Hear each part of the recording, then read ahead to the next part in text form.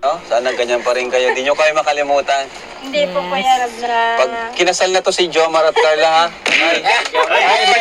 Iba na po sa naga yan. Kasama na daw sa naga. Si Carla.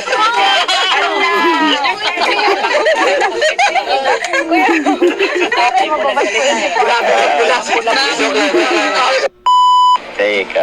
Ayan mga kalingap, welcome back to my YouTube channel, Teresa Bisaya pero Bicolana, ang inyong tenderang Bicolana. Bali ngayon, isamahan nyo ako manood. Maiksing video lang naman to, bali pinagdugtong-dugtong lang natin. Kasi may gusto lang akong i-share sa inyo na napansin kong pag-uugali ni Carla. Ano ba to? Good or bad? Ayan. Samahan nyo ako manood at keep on watching. May napapansin ako. Oh, akin na yan. Patingin niyo ng kamay mo. Akin na. May sunod ka na eh. Akin na. Patingin, ipakita mo. Sige na.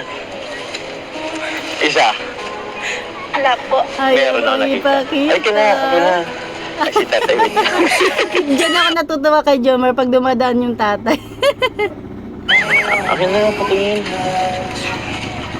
Ba't mo tinanggal? Wala. Sa kabila. Huwag mo tanggalin. Akin na. Pakita mo na kasi. Wala po. Di ba ano naman yung tatay? Ano si tatay? Ayun mga kamamshi, di ba ako napapansin, or kung napansin nyo, medyo matagal-tagal yung kulitan nila na gustong ipakita or gusto ipalabas ni Jomar yung sing-sing na binigay niya nung birthday ni Carla, 18th birthday, yung promise ring. Di ba napansin niyang suot niya pero biglang nawala. Ang birthday pa may suot sa kanina. Akin na kasi yun. Ano po yun? Meron, yung sing-sing. Minsan sing-sing po. Nakita ko kanina. Ba't mo kasi inadays? Pakita mo na kasi, para kami hindi na proud eh. Oo nga. Sige na. Ayun yung regalo mo ng birthday. Oo. Bakit? Bakit ano bang ano? Ano? Ito naman. Ako Nahiya. kalinga, ayun niya kasi ipakita. Pero gamit niya na po yung ano. Sing-sing. Kala ko pa naman Ayan, di ba? Ito pakinggan nyo. Parang may cut eh. May cut talaga. meron.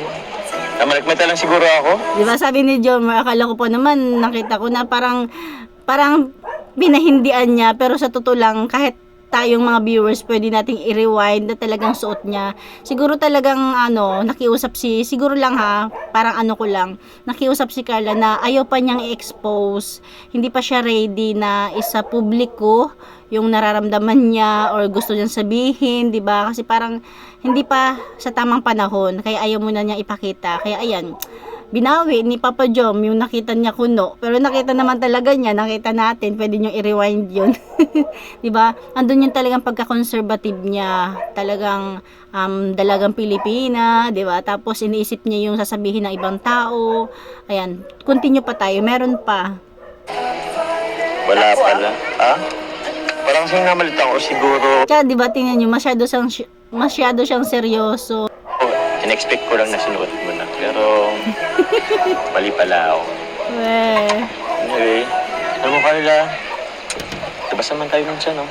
Ito, 'di ba niyayaya siya ni Jomar na lumabas man lang minsan. Kasi lagi ka na lang busy sa school. Pag tuwing inaaya kita, lagi ka namang nasa school. Pero, kailan ba talaga yung pinaka-possible date na available ka? Bakit po? Bakit? Parang mawawalan tuloy na sasabihin si Jomar. Naman makapag-usap naman tayo, heart to heart. Wow, heart to Para heart. sabi ka kung may problema ka, makapag-andun naman ako sa'yo, open, kung may gusto mo na akong sabihin, then tayo lang. Okay lang ba sa'yo yun?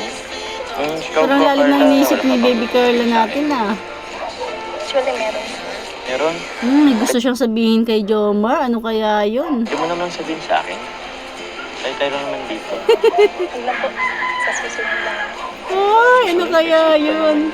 Ngayon na. Parang pinag-iisipan pa ni Carla kung itutuloy ba niya o hindi. Di ba? Lalim ng niya eh. Dito naman ako. Kahit mamaya. Pwede mong sabihin sa akin, pag ang ganito na lang, paunahin na natin sila. Tapos magpapaiwan ako dito. Tapos sabi mo na sa akin.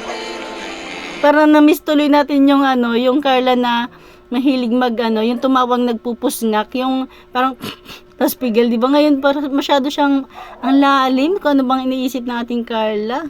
Ano, okay ka ba dun? Tungkol ba sa inyo? Sa'yo po. Sa akin? Ay, tungkol kay Hindi tama. Jomar. Paiwan nga ako.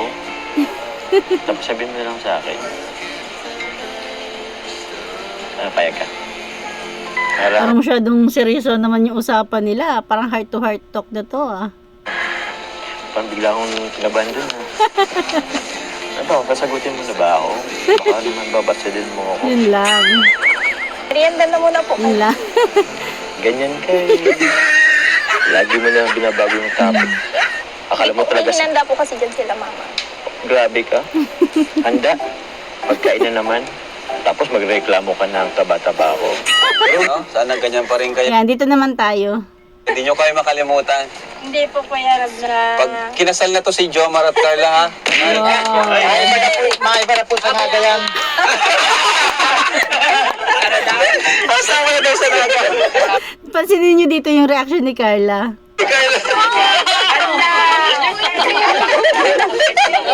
Kuya Rab, mababas po yan si Papa. Ay, narinig nyo ba? Kuya Rab, mababash po yun si Papa. Ulitin natin.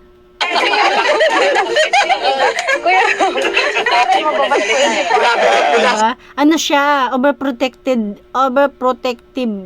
Ano ba? Overprotective din siya sa pamilya niya, lalong-lalo na sa mga magulang niya. Kaya ayaw niya sanang, kaya lang syempre magulang pa rin niya yan. Hindi naman niya pwedeng pigilan kung ano sasabihin. Ito tuloy natin. Botong-boto, pre. Boto ako kay Jomar. Eh, nakita niyo ba yung reaction ni Carla pag sabi mo to ako kay Jomar? Ayan o, masyado siyang hindi natin alam kung ayaw niya, parang ayaw niya na mga ganong usapan.